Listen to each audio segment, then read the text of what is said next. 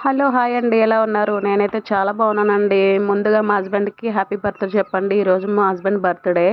So, నా YouTube family అందరూ కూడా మా హస్బెండ్‌కి బర్త్‌డే విషెస్ చెప్పండి. మేమైతే బేకరీకి వెళ్ళాము కేక్ తీసుకొద్దామని చెప్పేసి. సో, అన్నీ చూస్తున్నాము ఏ ఫ్లేవర్ బాగుంటుందా అని.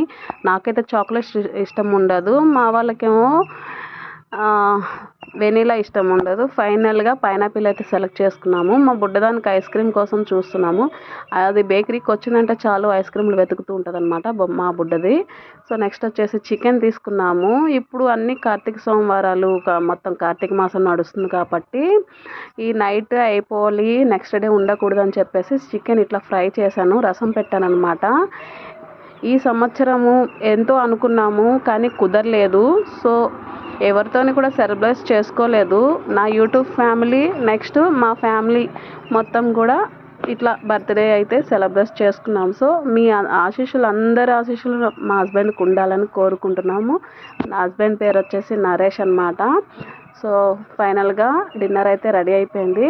కేక్ కట్ చేసేసి డిన్నర్ చేయాలన్నమాట. ఎంతో అనుకున్నాము కానీ కుదరలేదు. సో నెక్స్ట్ ఇయర్ అయినా మంచిగా జరుపుకోవాలని మీరందరూ కోరుకోండి. మీ ఆశీస్సులు అన్నీ మాకు కావాలని మనస్ఫూర్తిగా కోరుకుంటున్నా. సో నన్ను ఇలాగే సపోర్ట్ చేసి నన్ను ఇలాగే ఆదరించాలని. Thank you so much. అందరికీ కూడా 500 సబ్స్క్రైబర్లు అయ్యారు. నాకు 500 ఫ్యామిలీ మెంబర్స్ ఉన్నారు. చాలా హ్యాపీగా ఉంది. Thank you so much.